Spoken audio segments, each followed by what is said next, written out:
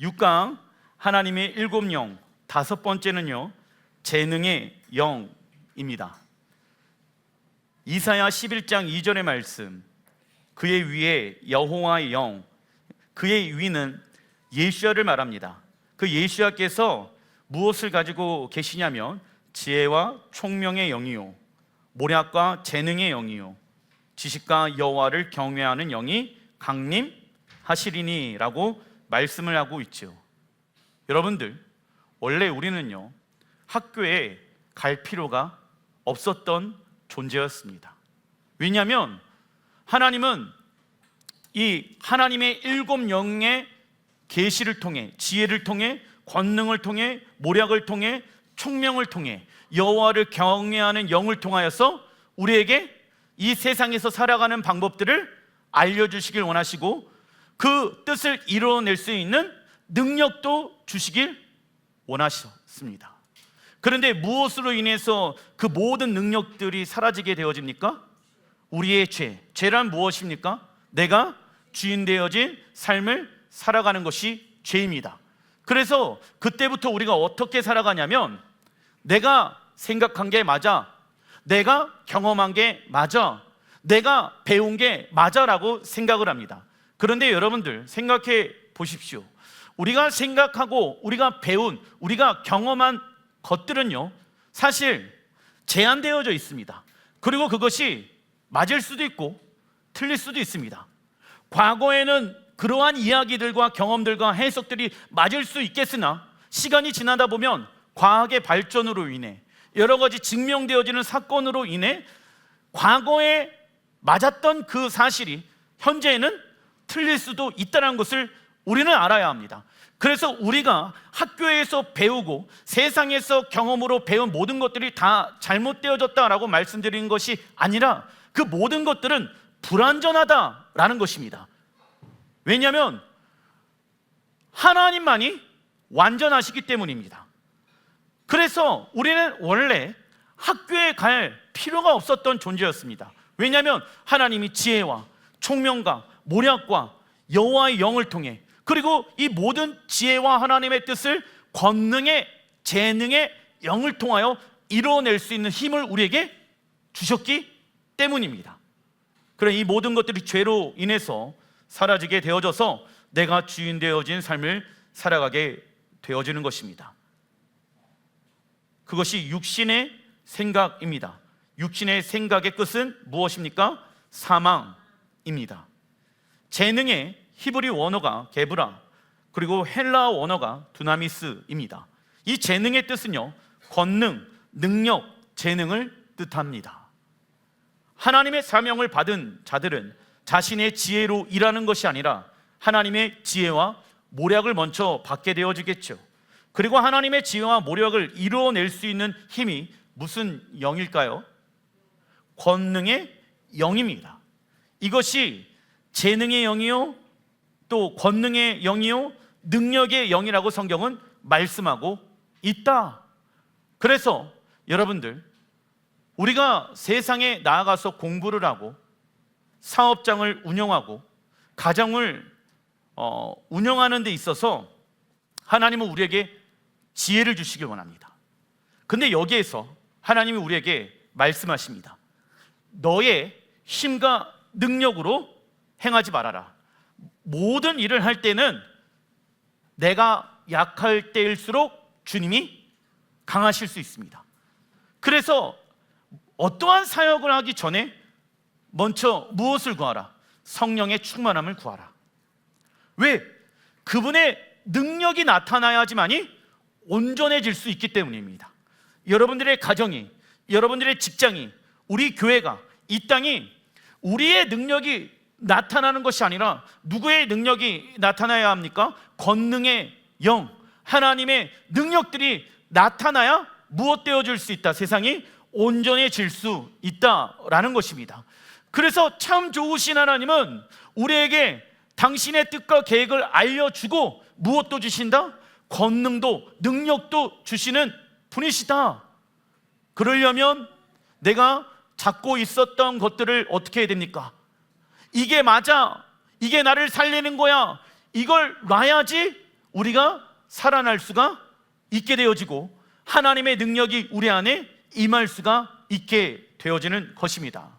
모세가 홍해를 가르는 사건, 여호수아를 위해 태양과 달을 멈춘 사건, 엘리야의 기도를 통해 하늘에서 갈멜산에 불이 떨어진 사건, 이사야 기도를 통해 태양을 10도 뒤로 물러나게 한 사건 등이 있습니다. 하나님을 향하여 갈망하고 하나님을 향하여 목마름이 있고 하나님을 향하여 사랑하는 자들이 더욱더 무엇하길 원할까요? 순종하길 원해요.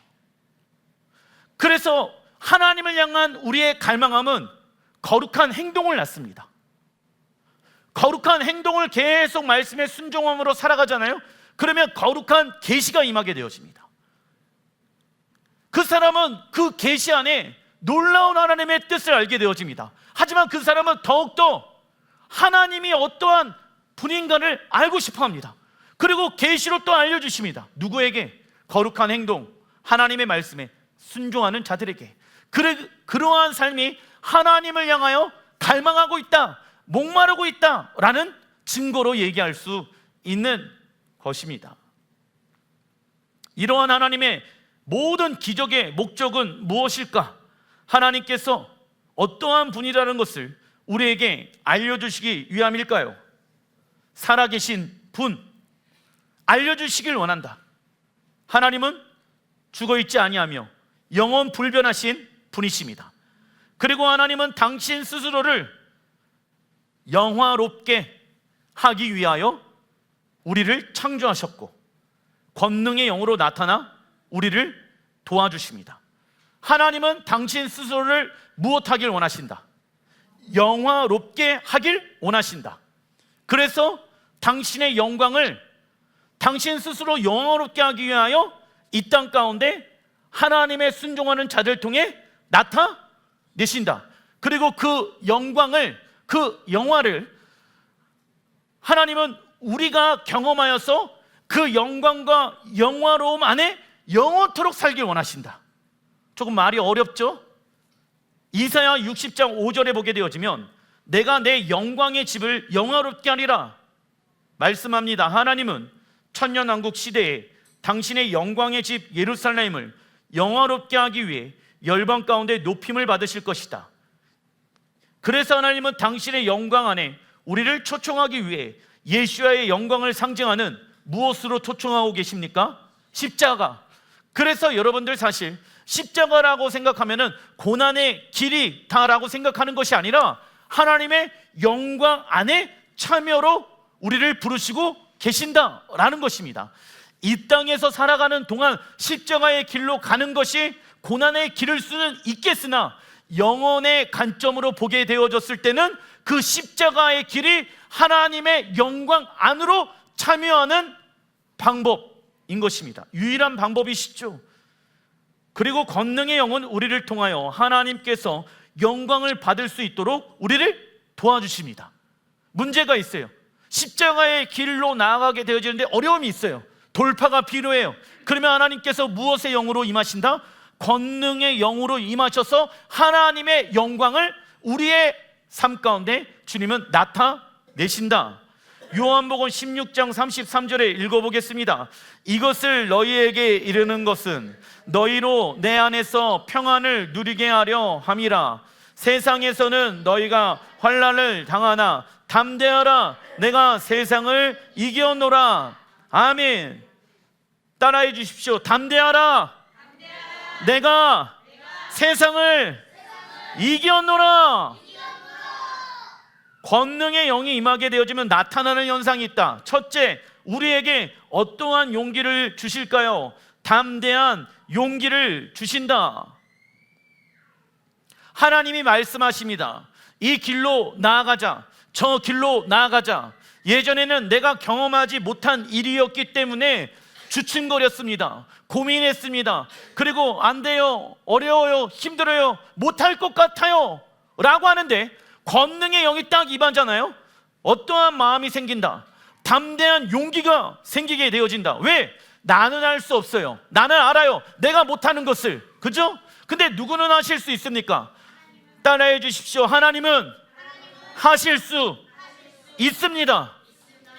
이 고백이 계속 우리의 영광과 육체 가운데 선포되어야 합니다.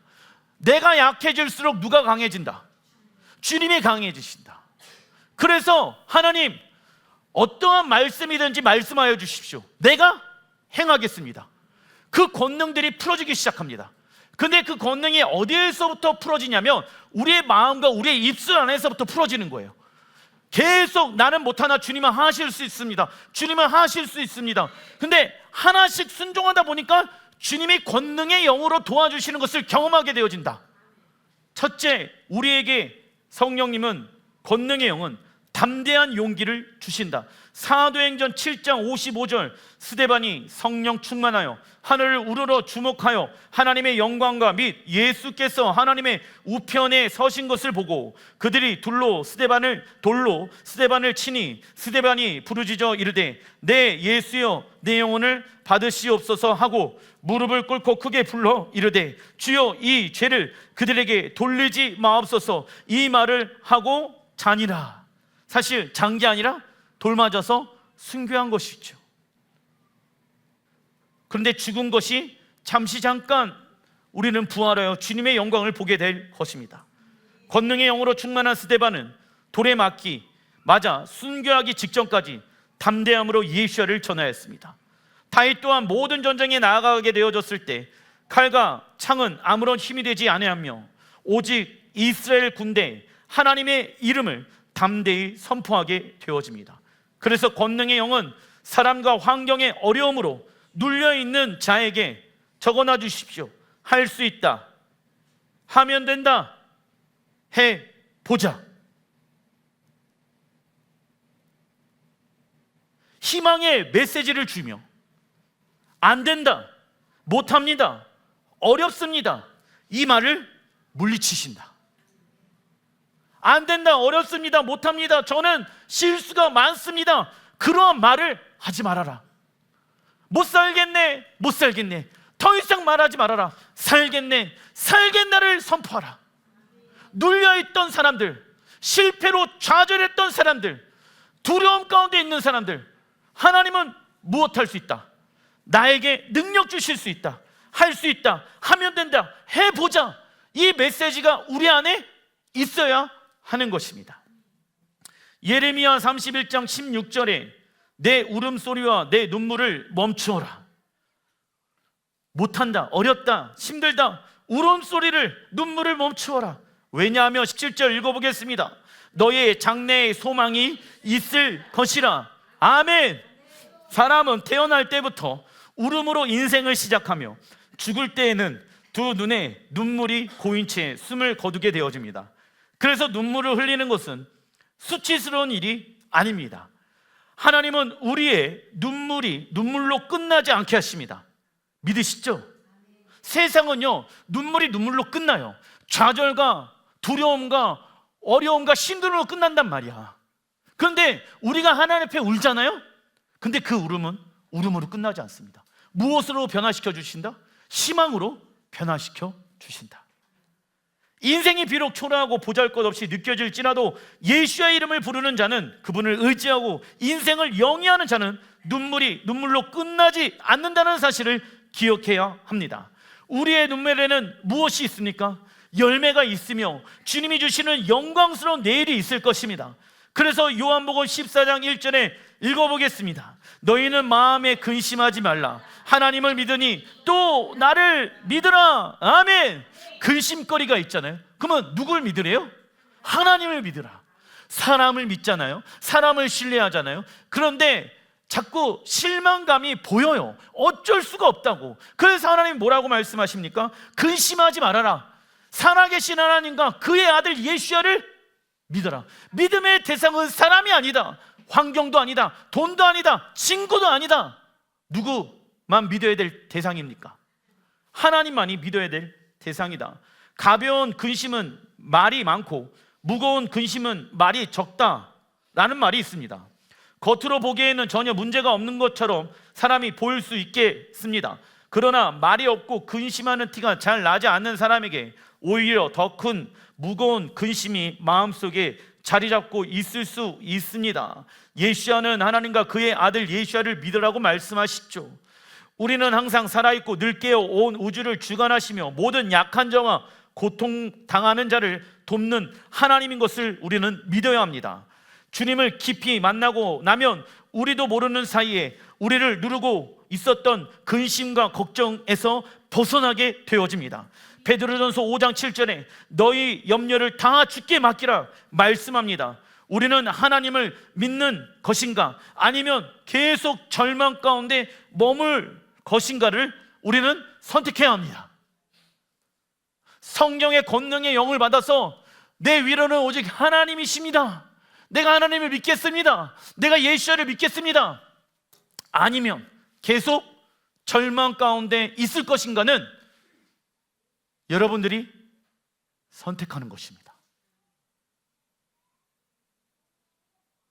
혹시 이 공간에 절망 가운데 있는 사람이 있습니까?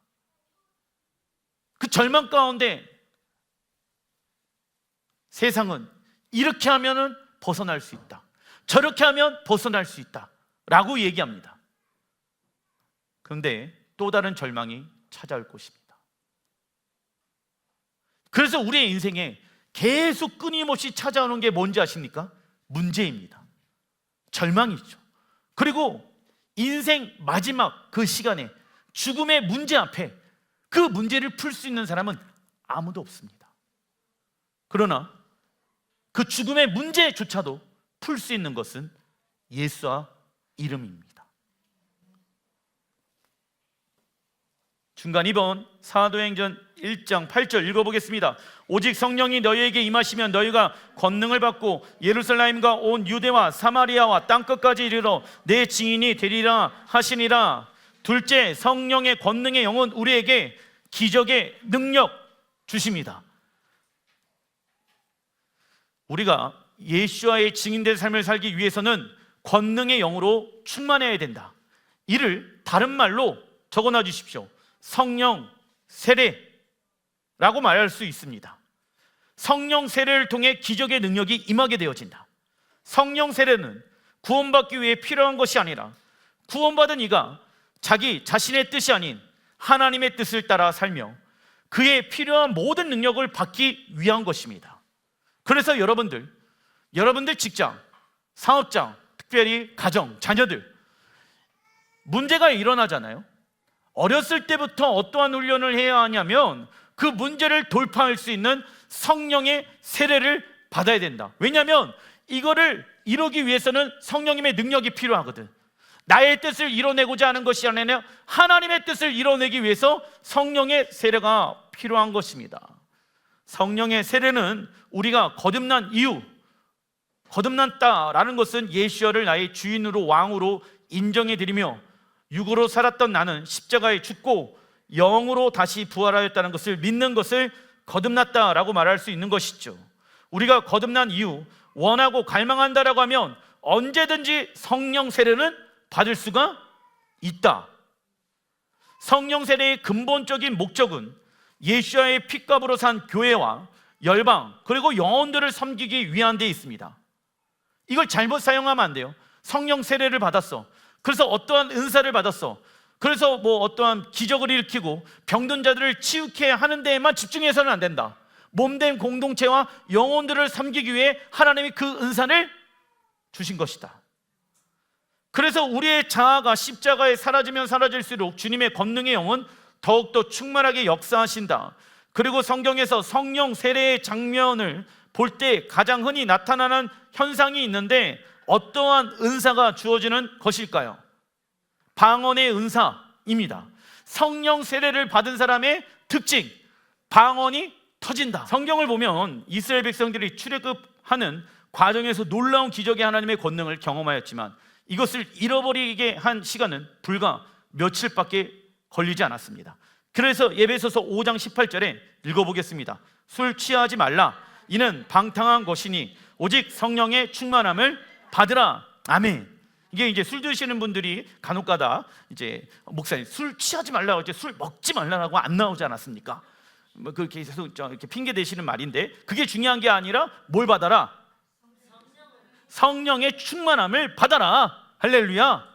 이는 성령께 지속적으로 순종함으로써 성령의 충만함을 계속 받으라는 말씀이죠. 한 번만 충만하는 것이 아니라 계속적으로 충만한 삶을 살라는 주의 명령입니다.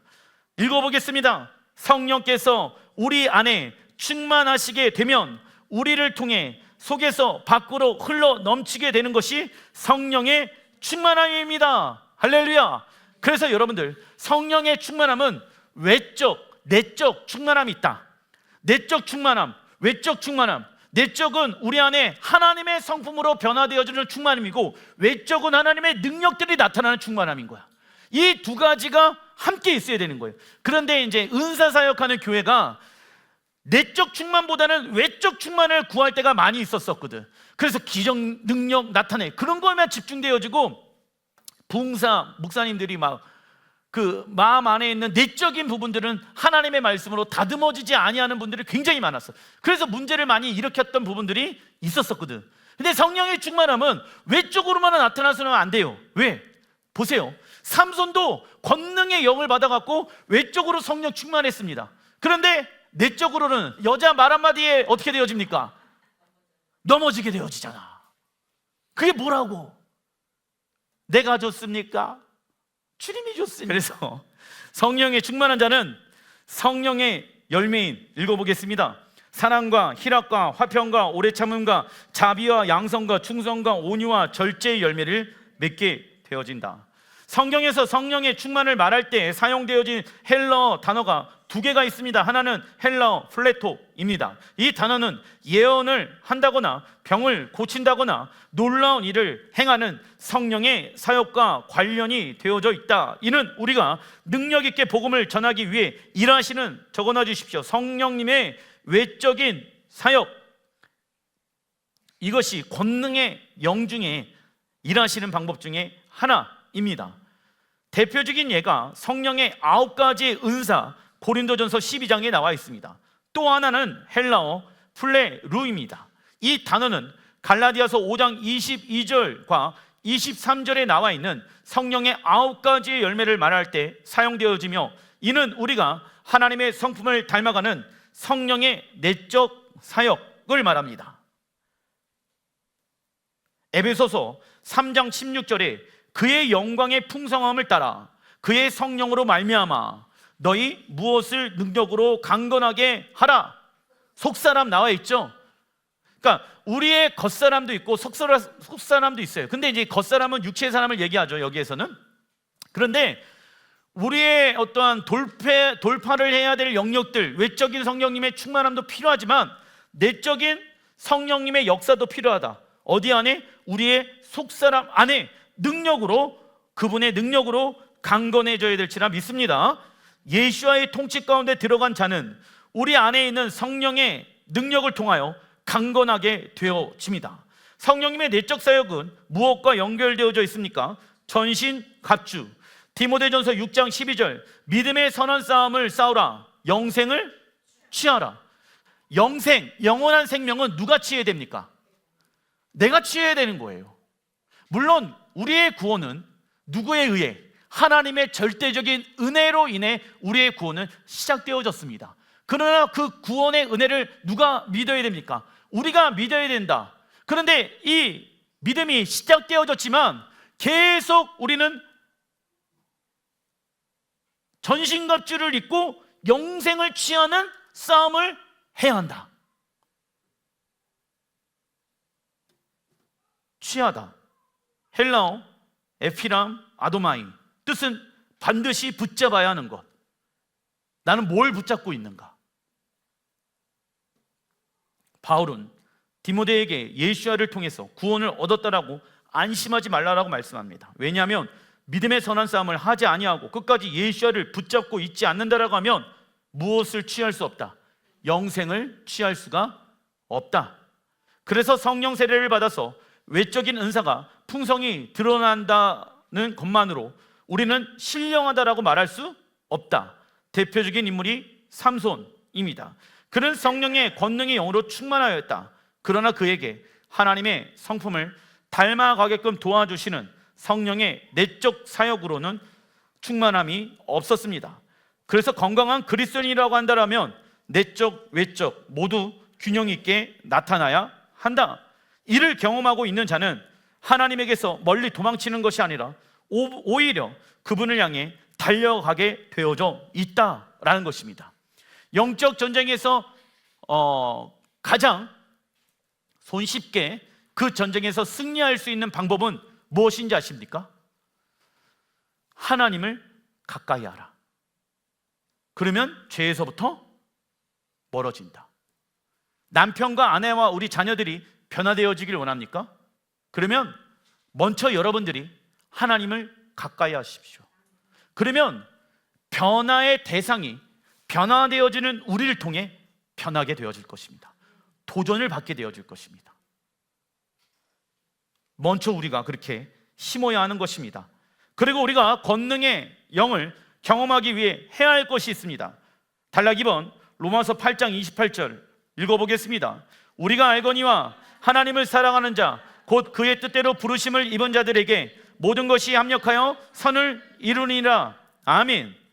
우리가 그 권능의 영을 경험하기 위해 해야 할 것은 모든 것을 합력하여 이루시는 그 하나님의 선하심을 믿어야 되는데, 먼저 우리가 해야 될 것은 무엇입니까? 하나님을 사랑하는 자. 목사님, 이 문제가 일어났는데 권능의 영을 통해서 이 문제가 해결되어질까요? 하나님은 정말 이 모든 것을 합력하여 선을 이루실까요? 예, 그럼 저는 믿습니다. 근데요, 당신이 해야 할 것이 두 가지가 있습니다. 첫 번째, 하나님을 사랑하십시오. 이 문제가 해결되어지려고 하면, 돈의 문제를 해결하려면 하나님이 돈을 주시는 것이 먼저지 왜 하나님을 먼저 사랑해야 합니까? 급한 불부터 먼저 끄고 하나님은 좀 나중에 사랑할게요. 그러면 무엇을 경험할 수 없다? 성령님의 권능을 경험할 수 없다. 합력하여 선을 이루시는 하나님의 은혜를 경험할 수가 없다. 두 번째, 그의 뜻대로 부르심을 입은 자들 나와 있죠?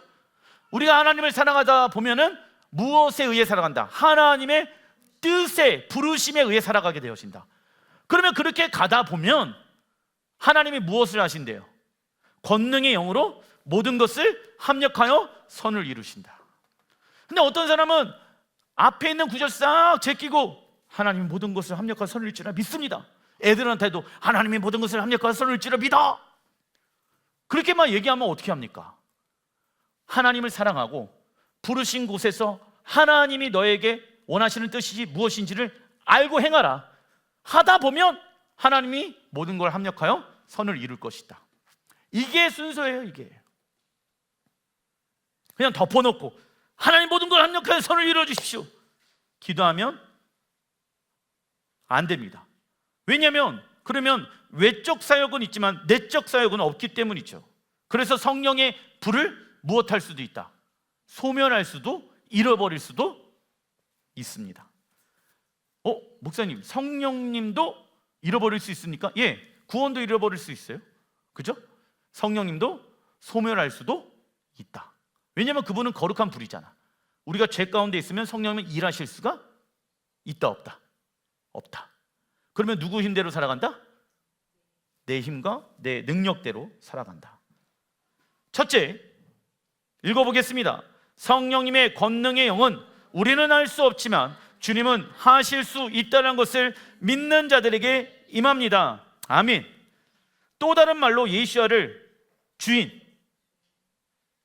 인정하는 자, 예수야를 주인으로 인정하는 자, 한마디로 이야기하자면 주님께 무엇하는 자, 항복한 자에게 권능의 영이 임합니다. 우리가 예수야를 영접하는 이유는 무엇입니까? 우리는 하나님 앞에 반역자이며 영원히 죽을 수밖에 없는 절대 절망적인 존재이며 죄인 중에 괴수였다. 그러나 누가복음 5장 32절에 나는 의인을 부르러 온 것이 아니요 죄인을 불러 회개시키러 왔노라. 예수야는 죄인인 우리와 가까이 하기 위해 오셨습니다. 죄란 하나님이 주인이신데 내가 주인된 삶을 사는 것입니다. 그래서 죄는 형벌을 받아야 합니다. 죄의 삭은 사망입니다.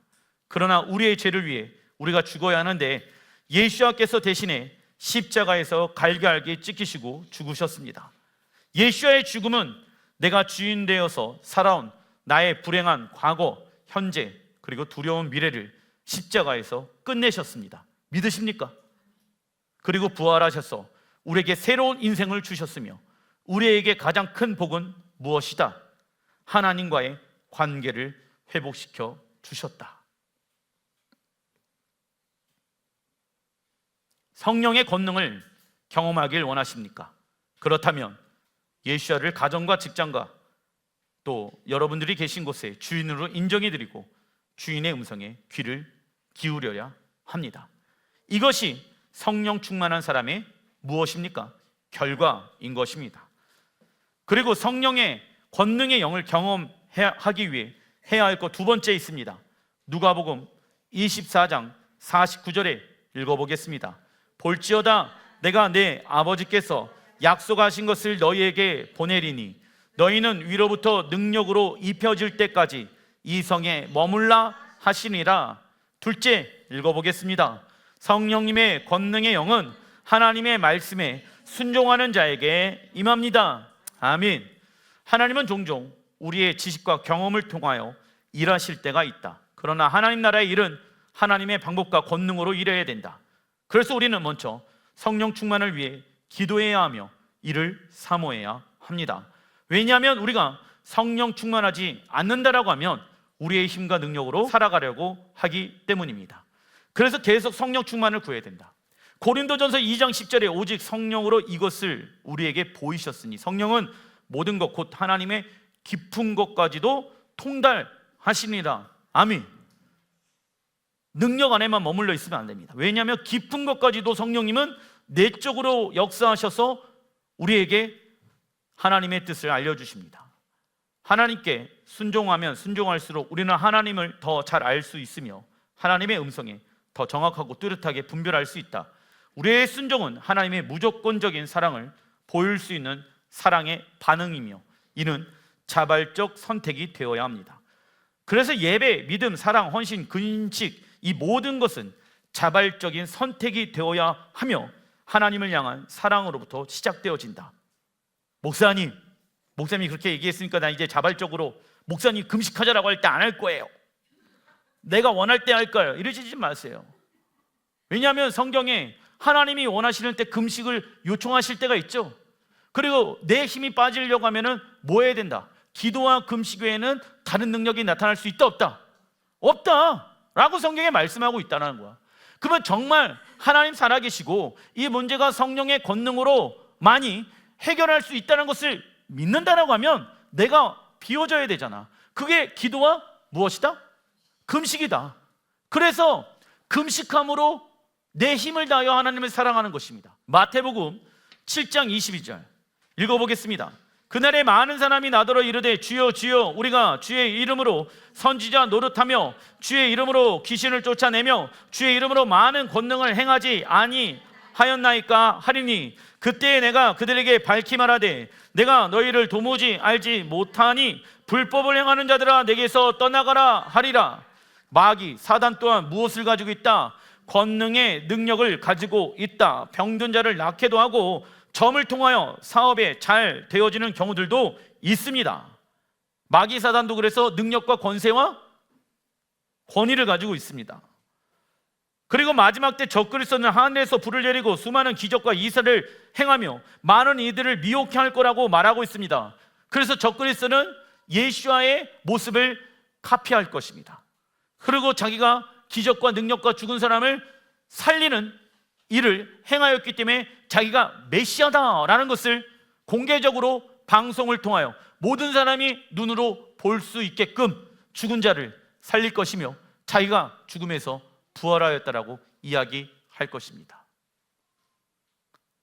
그런데 예수를 믿는 사람들은 저는 그 사람이 적그리스도이다 라는 것을 아셔야 됩니다. 그래서 예수께서 말씀하신 거예요.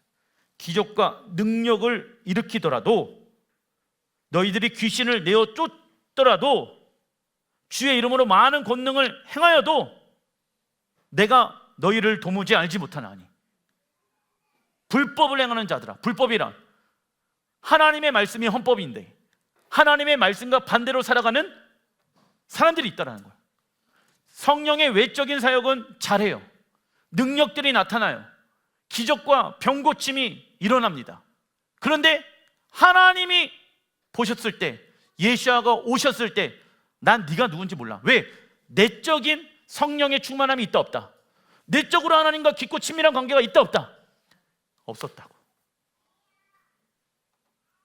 그래서 내적으로 성령에 충만한 사람들은 자기의 감정, 자기의 어떠한 생각, 자기의 뜻, 성격을 누구의 성품으로 변화시킵니까? 하나님의 성품, 예수의 성품으로 변화시키기 시작한다. 왜요? 우리는 하나님을 가까이에서 예배하는 예배자로 부르심을 받았잖아.